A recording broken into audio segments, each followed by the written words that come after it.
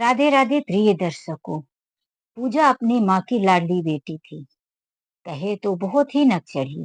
घर में किसी चीज की कमी नहीं थी। पूजा के पिताजी एक किसान हुआ करते थे। जमींदारी थी। पूजा की माँ सरकारी रिटायर नर्स थी। पूजा कभी अपने घर में कोई काम नहीं करती थी। यह सब बढ़ावा पूजा की माँ ने दे रखा था। पूजा के घर में उसका एक बड़ा भाई भी था। भाई की शादी हो चुकी थी। भाभी भी बहुत ही सुशील और सभ्य थी। घर गृहस्थी को बहुत अच्छी तरीके से संभाल रखा था। पूजा का ब्याह एक प्रकाश नाम के लड़के से हो जाता है। पूजा के ससुराल में 3 लोग थे। पूजा की सास, उसका पति और एक छोटी ननद। पूजा की सास एक सामाजिक कार्यकर्ता थी। वह समाज के भलाई के लिए सहयोग किया करती थी। पूजा की सास ने सोचा कि शादी के बाद बहू आएगी तो घर के कामों में थोड़ी मदद मिल जाएगी। लेकिन पूजा ने तो घर के कामों में कोई मतलब ही नहीं रखा। पूजा की सास ने कई बार समझाया कि बेटा, यदि तू घर के सारे काम नहीं कर सकती तो मेरी थोड़ी सी मदद कर दिया कर। पूजा प्रकाश के सामने काम करने का दिखावा करती थी। जैसे ही प्रकाश ऑफिस चला जाता था तो पूजा अपने कमरे में अपनी माँ से, अपनी सहेलियों से बात पर लगी रहती थी। फिर वो अपने कमरे से निकल जाए, हो ही नहीं सकता। घर के सारे काम सारा दिन पूजा की सास किया करती थी। घर में लड़ाई झगड़े कलह ना हो, इसीलिए पूजा की सास ने कभी अपने बेटे से कोई शिकायत नहीं की। एक दिन पूजा की सास कपड़े धो रही थी। एक दिन प्रकाश कोई जरूरी पेपर घर पर भूल गया था। तो उसके बॉस ने कहा कि ऐसा करो कि घर पर जाके ही लैपटॉप से काम कर देना, क्योंकि पेपर लाओगे और यहाँ काम करोगे तो काफी समय निकल जाएगा। प्रकाश उस दिन ऑफिस से जल्दी आ गया। उसने देखा कि माँ घर के सारे कपड़े धो रही है। पूजा कहीं नजर नहीं आ रही। उसने आते ही घर में आवाज दिया, पूजा, कहाँ हो? पूजा, क्या कर रही हो? जब वह अपने कमरे में पहुंचा तो पूजा आराम से फोन पर अपनी मम्मी से बात कर रही थी। पूजा की मम्मी कह रही थी, अरे पूजा, मैं तो कब से तुझे फोन लगा रही थी, तेरा फोन बिजी आ रहा था। अरे मम्मी, वो क्या है ना कि प्रकाश के जाने के बाद मैं अपनी सहेली से बात कर रही थी। लेकिन क्या हुआ मम्मी, बताओ। पूजा, भाई दोस्त आने वाला है। 10 दिन पहले ही तुम घर पर आ जाना। उसके बाद तुम यहाँ आराम से रुकना। तुम्हें पता है, शॉपिंग भी बहुत सारी करनी है और इस बार मैं तुम्हें अपने साथ शॉपिंग करने के लिए लेकर जाऊंगी। हाँ मम्मी, मैं कोशिश करूंगी। वैसे भी जब से मेरी शादी हुई है तो कहीं घूमने का मौका ही नहीं मिल रहा है। तभी प्रकाश अंदर आया। अरे पूजा, उधर माँ घर के सारे कपड़े धो रही है और तुम कमरे में बैठकर आराम से फोन पर बातें कर रही हो। ऐसा कुछ नहीं है प्रकाश, मैंने ही अभी किचन का सारा काम करके थोड़ा सा थक गई थी तो अपने कमरे में आराम करने आ गई। अच्छा ठीक है, मेरे लिए चाय बनाकर लाओ। आज मैं यही कमरे में बैठकर ही ऑफिस का काम करूंगा। पूजा नहीं चाहती थी कि प्रकाश घर में रुके और उसे घर के काम करने पड़े। प्रकाश जैसे ही लैपटॉप खोलकर बैठा था तभी आवाज आई उसके माँ के चिल्लाने की। प्रकाश दौड़कर बाहर गया तो देखा माँ कपड़ों को धोकर लेके सुखाने जा रही थी। लेकिन माँ का पैर फिसल गया। कपड़े फैले पड़े थे। माँ वहीं गिर गई। पानी से पूरा लथपथ हो गई थी। प्रकाश ने जल्दी से अपनी माँ को उठाया और आवाज दिया, पूजा, जल्दी आओ। अपनी छोटी बहन को भी आवाज दिया, श्वेता, टॉवल लेके आ, माँ पूरी तरह से भीग गई है। प्रकाश और श्वेता, पूजा, तीनों लोग माँ को उठाकर सूखी जगह पर लेकर आए और उन्हें सूखे कपड़े से लपेटने लगे। माँ जी का पैर सीधा नहीं हो रहा था। फिर प्रकाश जल्दी से माँ को हॉस्पिटल लेकर गया। चेकअप के बाद पता चला कि माँ का पैर थोड़ा सा मोच खा गया है। भगवान की कृपा थी कि पैर की हड्डियों में चोट नहीं आई थी। वहां पर दर्द का इंजेक्शन और दवाइयां देने के बाद प्रकाश जब अपनी माँ को घर लाया तो कहने लगा, पूजा, माँ को डॉक्टर ने आराम करने के लिए कहा है। अब तुम घर के सारे काम संभालना। माँ को 15 दिनों तक कोई काम नहीं करवाना। पूजा ने कहा, अरे, मैं तो वैसे भी घर के सारे काम करती हूँ। माँ जी को थोड़ी ना मैं बोलती हूँ। पति के सामने पूजा ने ऐसा बोल तो दिया, लेकिन पूजा अंदर ही अंदर जल भून गई और उसे याद आया कि इस बार भाई दूज पर माँ ने मुझे जल्दी बुलाया था। माँ के साथ मुझे शॉपिंग भी करना था, लेकिन यह बुढ़िया ने कहाँ से बला डाल दिया। अब मैं इसकी सेवा करूंगी, घर के सारे काम करूंगी, तो अपने मायके कैसे जाऊंगी। पूजा अभी घर के काम करते हुए 1 हफ्ते बीत गया था कि उसने अपनी माँ से बताया, माँ, मैं तो मर ही जाऊंगी। मेरी सास 1 हफ्ते हो गया बिस्तर से उठ नहीं रही है। मुझे घर के सारे काम करने पड़ रहे हैं। मैं बहुत परेशान हूँ माँ, तुम कुछ करो। पूजा की माँ ने कहा, अरे, तू ऐसे ही अपनी बुढ़िया सास को बैठे बैठे बिस्तर पर खाना और पानी देती रहेगी तो वह क्यों उठेगी। उसे तो आराम करने की आदत लग जाएगी। माँ, कल मेरी सहेलियों ने किटी पार्टी रखा है और मैं इस सास की वजह से किटी पार्टी में जाने के लिए मना कर दी हूँ। पूजा की माँ ने कहा, अरे, तू ऐसा कैसे कर सकती है। जब तक तू अपने मायके में थी कभी तूने कोई अपने प्रोग्राम को कैंसिल किया। तू अपनी सहेलियों के साथ पार्टी, डांस क्लब, हर जगह जाया करती थी। मैंने तुझे कभी नहीं रोका, लेकिन आज तू अपने ससुराल में जाकर अपनी किटी पार्टी कैंसिल कर दी। मेरी बेटी ऐसी हो गई, कितना बदल गई है। तेरी कोई लाइफ है कि नहीं। तू अपने लिए तो जीना ही छोड़ दी बेटी। तू जा, बाकी का जो होगा वो तू देख लेना, मुझे बताना, मैं समझाऊंगी तेरे ससुराल वालों को। पूजा ने कहा, thank you, thank you, thank you so much माँ, जो आपने मेरी उलझने दूर कर दी। मैं अभी अपनी सहेलियों को फोन करके बता देती हूँ कि कल की किटी पार्टी में मैं भी आ रही हूँ। दूसरे दिन सुबह जब प्रकाश ऑफिस चला गया तो पूजा तैयार होकर किटी पार्टी चली गई। प्रकाश आज भी हाफ टाइम ऑफिस में काम करके घर वापस आ गया। जब वह घर में आया तो उसने देखा माँ एक पैर को धीरे धीरे उठाते हुए लंगड़ाते हुए किचन से खाना लाकर डाइनिंग टेबल पर रख रही थी। प्रकाश ने कहा, माँ, तुम क्यों काम कर रही हो।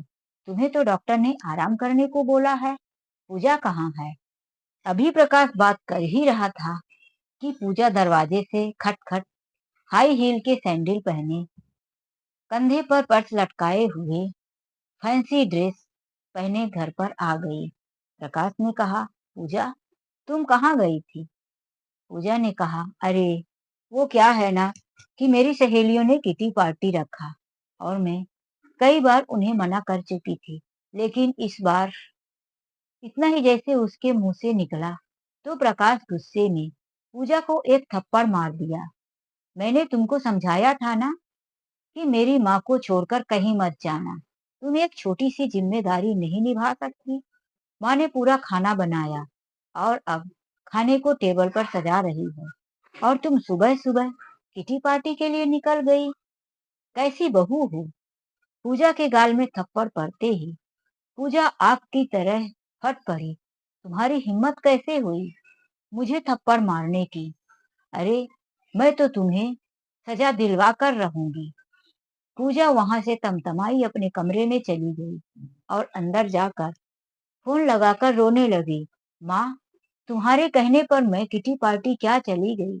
वापस आई तो प्रकाश ने मुझे मार मार कर अधमरा कर दिया है। मेरे गाल सूज गए हैं। माँ, मैंने कौन सा ऐसा पाप कर दिया। तुमसे पूछ कर ही तो गई थी। माँ ने कहा, रुक पूजा, मैं अभी तेरे घर आती हूँ और तुझे वहां से लेकर आऊंगी। तेरे ससुराल वालों को तो मैं ऐसा मजा चखाऊंगी कि कभी जिंदगी में किसी के ऊपर हाथ नहीं उठाएंगे। कुछ ही घंटों के बाद पूजा की माँ पूजा के घर पर पहुंच गई। इधर जब पूजा का भाई घर पे आया तो उसने पूछा, माँ कहाँ है, दिखाई नहीं दे रही है। तो पूजा की भाभी ने कहा कि पूजा के ससुराल में झगड़ा हुआ है और माँ जी पूजा को लेने गई हैं। अरे, छोटे मोटे झगड़े किस घर में नहीं होते। माँ भी ना पता नहीं कैसी है, जब देखो पूजा के घर को उजाड़ने में लगी रहती है। करीब 3-4 घंटे के बाद पूजा अपनी माँ के साथ अपनी ही गाड़ी से घर आ गई। घर आते ही पूजा के पिताजी ने कहा, पूजा कैसी है बेटी? तुझे इस तरह से घर छोड़कर नहीं आना चाहिए था। तू मुझे बताई होती, मैं वहां आकर झगड़े को समझता और सुलझा देता। पूजा के भाई ने कहा, पिताजी पूजा तो बचपन से ही ऐसी है, छोटी छोटी बातों पर नाक चढ़ा लेती है। हो गया होगा कोई छोटा मोटा बहस और पूजा अपना घर छोड़कर आ गई मायके। पूजा ने रोते हुए कहा, माँ तुम मुझे यहाँ लेकर क्यों आई हो? मर जाने दिया होता वहीं। यहाँ मेरे आने से मेरे मायके में कोई खुश नहीं है। पूजा की माँ ने कहा, अरे बेटी तू चल अपने कमरे में आराम कर, मैं देख लूंगी कि कौन तुझे यहाँ से निकालता है। अपनी बहू को कहा, सविता जल्दी से मेरी बेटी के लिए गरम दूध और उसमें हल्दी लेकर आओ। कितना मारा है उन जालिमों ने, मेरी बेटी का पूरा चेहरा सूज गया है, लाल पड़ गया है। यह तो घर में किसी को दिखाई नहीं देता। अपने पति की तरफ देखते हुए पूजा की माँ ने कहा। पूजा कमरे में जाकर आराम करने लगी। तभी पूजा की भाभी गरम दूध लेकर आई और कहने लगी, पूजा मुझे सच बताओ, क्या हुआ था तुम्हारे ससुराल में? भाभी मुझे अकेला छोड़ दो, मैं कुछ देर के लिए किसी से बात नहीं करना चाहती। पूजा की भाभी समझ गई कि पूजा अभी कुछ बताने वाली नहीं है। वह वही दूध रखकर वापस चली आई और अपने पति से कहने लगी कि देखो, इस तरह से ससुराल से झगड़ा करके वापिस आना अच्छी बात नहीं है। पूजा ने जो भी किया है वह ठीक नहीं है। आपको पता है इस तरह से पूजा अपना ससुराल खो देगी, फिर मायके में कितने दिन रहेगी? पूजा के पति ने कहा, तुम अभी शांत रहो, 1-2 दिन के बाद हम समझा बुझाकर पूजा को उसके ससुराल भेज देंगे और सारा मामला शांत कर देंगे। दूसरे दिन पूजा का भाई अपने दुकान पर गया हुआ था। तभी उसी के नंबर पे फोन आया। हेलो, क्या आप राजीव बोल रहे हो? हाँ मैं राजीव बोल रहा हूँ। आप कौन? मैं पुलिस थाने से बोल रहा हूँ। आपके घर से कंप्लेन है कि पूजा नाम की लड़की को दहेज प्रथा के लिए प्रताड़ित किया जा रहा है।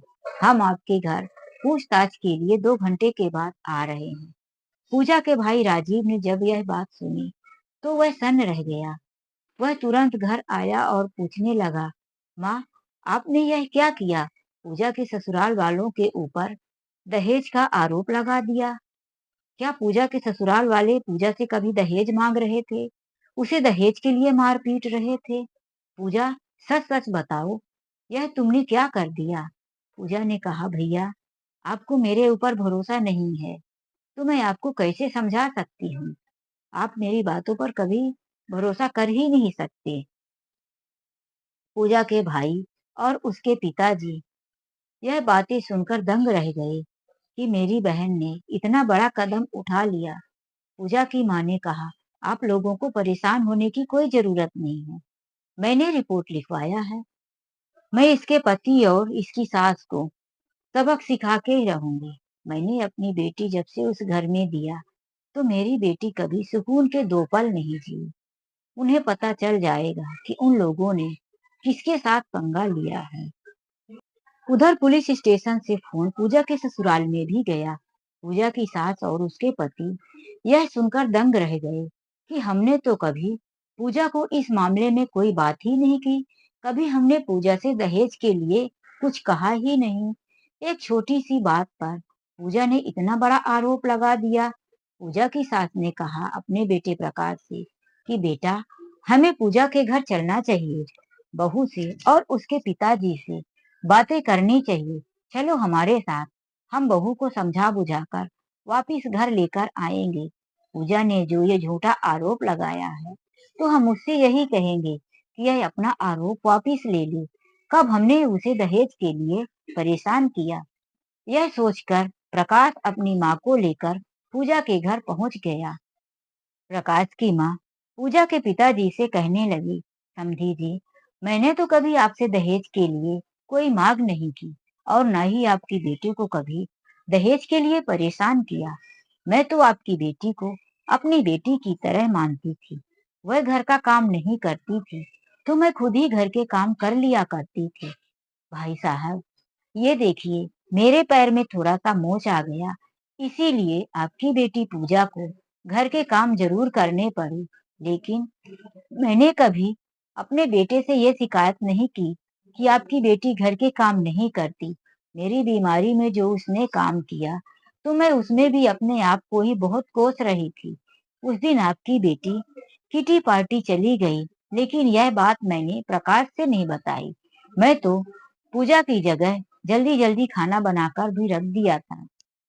संयोग बस प्रकाश ऑफिस से आ गया और इस तरह से मुझे काम करता हुआ देख थोड़ा गुस्से में आ गया कि आखिर घर के लोग जब एक दूसरे के सुख दुख में काम नहीं आएंगे तो फिर घर में रहने से क्या फायदा। और एक छोटी सी बात पर प्रकाश ने पूजा को एक थप्पड़ उसके गाल पर मार दिया। आपकी बेटी गुस्से में अपनी माँ को बुला ली और हमारे खिलाफ दहेज प्रथा पर केस कर दिया। अब आप ही बताइए समधी साहब कि हमारी इसमें कहाँ तक से गलती है, कितनी गलती है। मैंने कब कब आपकी बेटी को परेशान किया। पूजा के पिता सारी बात सुन लिए थे। पूजा के भाई भी अब समझ चुके थे कि पूजा के ससुराल वालों की गलती नहीं है। यदि मेरे घर में भी ऐसा होता, मेरी माँ के पैर में चोट लगी होती और मेरी पत्नी किटी पार्टी जाती तो गुस्सा तो मुझे भी आता। पूजा के पिताजी ने कहा, ठीक है, अब सारी बात समझ में आ गई है। हम पूजा को एक दो दिन में भाई दूज खत्म होते ही समझा बुझाकर उसके ससुराल भेज देंगे। पूजा के भाई ने भी यही बात कहा। तभी पूजा की भाभी सबके लिए चाय नाश्ता लेकर आ गई। पूजा की माँ गुस्से में बोली, हमारी बेटी आपके घर नहीं आएगी और आप अब दोबारा हमें हमारे घर आकर परेशान ना करें। हमारी और आपकी मुलाकात अब कोर्ट में ही होगी। पूजा की माँ बहुत अपमान किए जा रही थी प्रकाश की माँ का। प्रकाश ने कहा, माँ चलो घर, यहाँ समझाने से कुछ नहीं हो सकता। पूजा अपनी माँ से लिपट कर रोने लगी। माँ देखो ना, इस घर में तुम ही एक हो जो मेरे दर्द और मेरे तकलीफ को समझती हो, वरना मेरे पिताजी भाई तो कुछ समझने के लिए तैयार ही नहीं है। ससुराल वालों के जाने के बाद पूजा अपने कमरे में रोने चली गई। पीछे पीछे पूजा की माँ भी चली गई। वहीं पर पूजा की दादी बैठी थी। उसने पूजा के पिता से कहा, अरे तुम कुछ करते क्यों नहीं हो? तुम देख रहे हो तुम्हारी बेटी की गलती है। समधन ने आकर सारी बात सच सच बता दी। लेकिन यदि मैं अपनी बहू से कहती हूँ तो वह तो मुझे ही घर से मार पीट कर निकाल देगी। मैं ठहरी बुढ़िया, मेरे अंदर इतना कहाँ ताकत कि मैं किसी को समझा सकूं।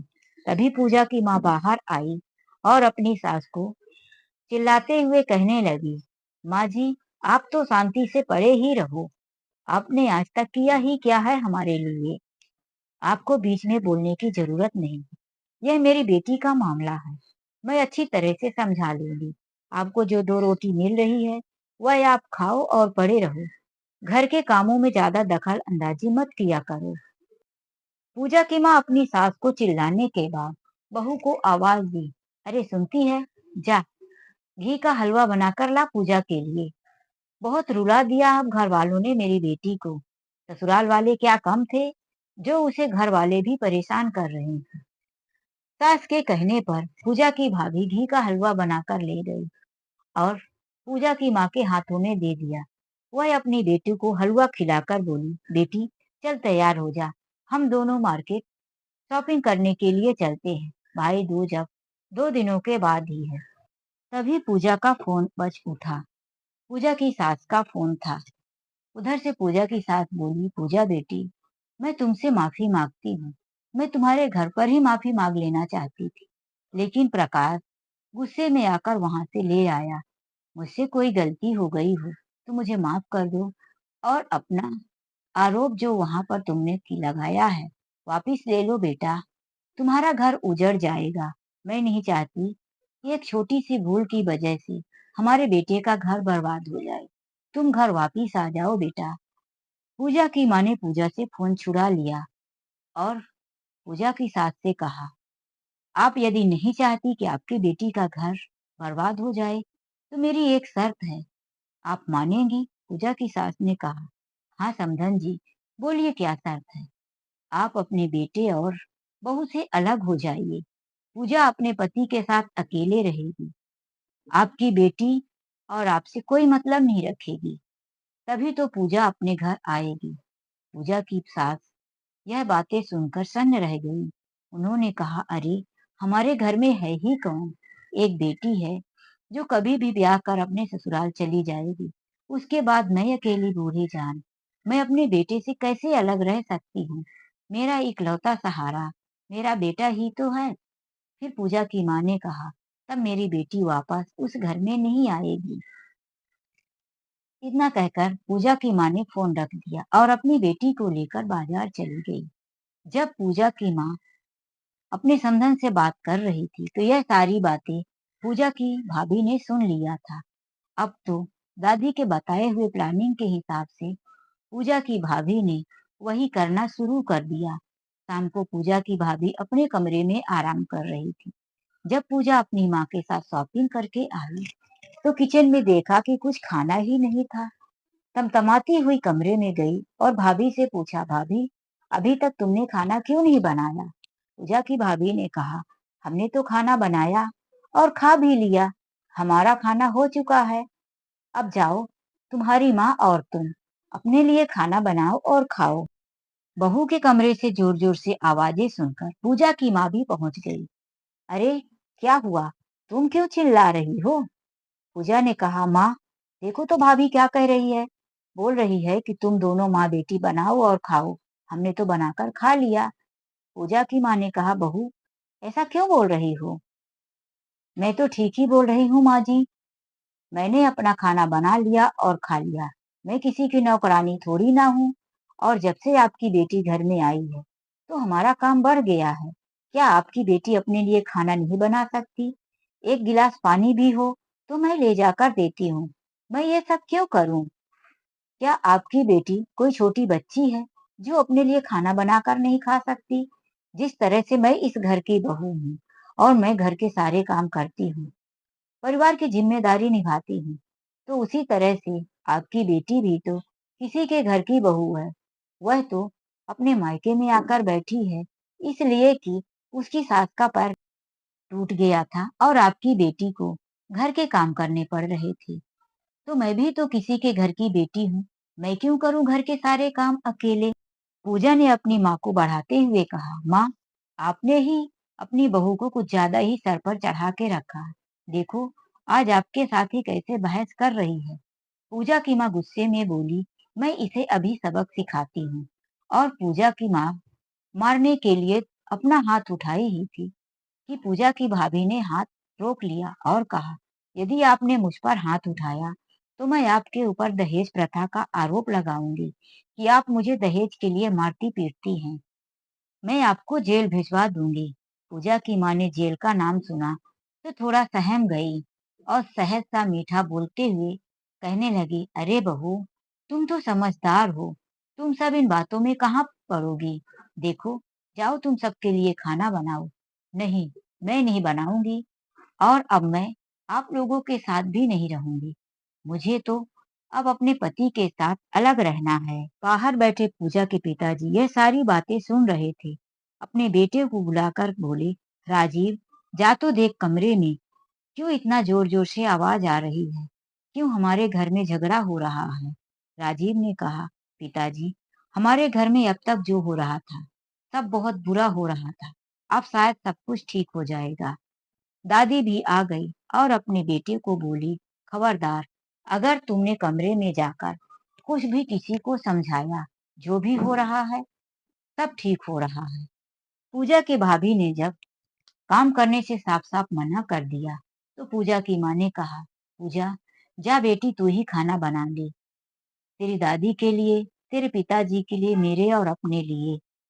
पूजा ने सुना कि मुझे इतने सारे लोगों के लिए खाना बनाना पड़ेगा, तो वह कहने लगी, माँ, मैं इतने सारे लोगों के लिए खाना क्यों बनाऊं? यदि मुझे काम ही करना होता, तो मैं अपने ससुराल में ही काम नहीं कर लेती। और वैसे भी मेरी सास मेरे कामों में मदद भी किया करती थी, और यहाँ तो मुझे अकेले काम करना पड़ रहा है। मैं कुछ नहीं करूंगी माँ, ये तुम्हारा घर है। तुम अपना घर और अपनी बहू खुद ही संभालो। मैं जा रही हूँ अपने ससुराल। इतना कहकर पूजा बाहर आई और अपने पिताजी से कहने लगी, पिताजी, अपने दामाद को फोन लगा दीजिए, मैं अपने घर जाना चाहती हूँ। जब पूजा के पिताजी ने फोन लगाया, तो जो उन्होंने सुना, वह सुनकर उनकी आंखें खुली की खुली रह गईं। पूजा ने पूछा, क्या हुआ पिताजी? फोन रखते ही पूजा के पिताजी ने कहा, तू सच सच बता, तेरे पास तेरी सास का फोन आया था? हाँ पिताजी, आया था। तो तूने क्या कहा? मैंने तो कुछ नहीं कहा, फोन मेरी मम्मी ने ले लिया था, और तेरी मम्मी ने यह कहा कि तू बंटवारा चाहती है, तू अपने पति के साथ अलग रहना चाहती है। यह बात सुनकर तुझे पता है, तेरी सास की हालत बहुत खराब हो गई है, वह आईसीयू में भर्ती है। आज अगर तेरी सास को कुछ हो जाता है, तो उसकी जिम्मेदार तू होगी, और तुझे प्रकाश कभी माफ नहीं करेगा। अब तेरा घर टूट चुका है। इतना सुनकर पूजा सन्न खड़ी रह गई। पूजा की माँ आई और कहने लगी, क्यों डरा रहे हो मेरी बेटी को? पूजा के पिताजी आज बहुत गुस्से में थे। उठे और एक जोरदार थप्पड़ अपनी पत्नी के गाल पर जड़ दिए। गाल पकड़े हुए पूजा की माँ खड़ी थी। पूजा ने कहा, अब मैं जा रही हूँ ना पिताजी, तो फिर आप माँ को क्यों हाथ उठा रहे हो? पूजा के पिताजी ने अपनी बेटी को भी एक थप्पड़ लगा दिया और कहा, यही बात यदि तुझे पहले समझ में आ गई होती, तो आज तेरे ससुराल वाले इतनी मुसीबत में नहीं होते। पूजा की दादी ने कहा, अरे, यही थप्पड़ जो तुमने आज अपनी बेटी और पत्नी को मारा है, उसी दिन मारा होता जब उसकी सास हाथ जोड़कर विनती कर रही थी कि बेटी को मेरे साथ भेज दो। लेकिन तुमने तो उनकी एक ना सुनी। पूजा चुपचाप अपना बैग उठाई और अपनी सास से मिलने हॉस्पिटल पहुंच गई। उसने देखा, आईसीयू रूम में उसकी सास को ऑक्सीजन लगा हुआ था। वह जोर जोर से सांसें ले रही थी। वह किसी को इधर उधर देखे बिना डायरेक्ट अपनी सास के पास पहुंच गई और बेड में बैठ गई। सास के हाथ को पकड़ते हुए उसने कहा, माँ, मैं वापिस आ गई हूँ। मुझसे गलती हो गई, क्या आप मुझे अपनी बेटी समझकर माफ नहीं करेंगे? पूजा अपनी सास के हाथ को पकड़े हुए दूसरे हाथ से उनके सिर को सहलाए जा रही थी। माँ जी, ठीक हो जाओ माँ, मुझे माफ कर दो। पूजा का स्पर्श और उसका प्यार पाकर पूजा की सास ने धीरे धीरे आंख खोला, और कुछ ही मिनट के बाद उनकी सांसें भी नॉर्मल होने लगी। तभी अंदर पूजा को देखकर प्रकाश भी आ गया और कहने लगा, पूजा, अच्छा होगा कि तुम यहाँ से चली जाओ। तुम्हारी वजह से आज मेरी माँ की ये हालत हो गई है।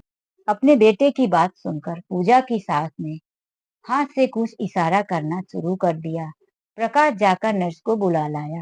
नर्स ने जब चेकअप किया तो देखा कि प्रकाश की माँ अब नॉर्मल हो चुकी थी। उनको जो सांस लेने में तकलीफ हो रही थी, वह अब सही तरीके से हो चुका था। उन्होंने उनका ऑक्सीजन मास्क निकाल दिया। तब पूजा की सास ने कहा, बेटा, तुम मेरी बहू को मुझसे दूर नहीं कर सकते। पूजा ने भी हाथ जोड़कर माफी मांगने लगी, प्रकाश, प्लीज मुझे माफ कर दो। मुझे अपनी गलती का एहसास हो गया है। अब मैं पूरी कोशिश करूंगी कि मेरी तरफ से कभी माँ को तकलीफ ना हो। प्रकाश ने अपनी माँ के इशारा करने पर पूजा को माफ कर दिया। अब प्रकाश और पूजा उसकी माँ घर आ गए। आज पूजा का घर उसकी दादी की वजह से खुशियों से भर गया था। पूजा ने आज अपने पिताजी को फोन लगाया, माँ को नहीं, और बताया, पापा, मेरी सास ठीक हो गई है और अब घर आ चुकी हैं। पूजा के पिताजी ने कहा, पूजा, मैं और तेरी माँ तेरी सास को देखने आ रहे हैं। इधर जब पूजा की माँ और पिताजी तैयार होकर पूजा के घर जा रहे थे, तो पूजा की भाभी ने अपनी सास से माफी मांगते हुए कहा, मम्मी, मैंने यह जो भी किया आपको समझाने के लिए किया। मैं नहीं चाहती थी कि पूजा की नादानी की वजह से पूजा का घर बिगड़ जाए और इस प्लानिंग में मेरा साथ दिया है दादी ने। मम्मी, आप मेरी गलतियों को भी माफ कर देना। मैंने आपसे ऊंची आवाज में बात की। पूजा की माँ ने अपने सास से भी माफी मांगी। अरे माँ, मुझे भी माफ कर देना। मैंने भी अपनी बेटी के प्यार में आकर ना जाने आपको क्या क्या सुना दिया था। पूजा के पिताजी और उसकी माँ पूजा के घर आ गए। पूजा की माँ अपने समधन जी से माफी मांगे जा रही थी। पूजा की सास ने कहा, मेरी बहू घर आ गई है, इससे बड़ी खुशी की बात और क्या हो सकती है। तो दोस्तों, आज के लिए बस इतना ही। मिलते हैं एक नई कहानी के साथ। कहानी अच्छी लगी हो तो लाइक कमेंट जरूर करें। चैनल में यदि नए हैं, पहली बार मेरी वीडियो देख रहे हैं, तो प्लीज सब्सक्राइब कर लीजिए। राधे राधे।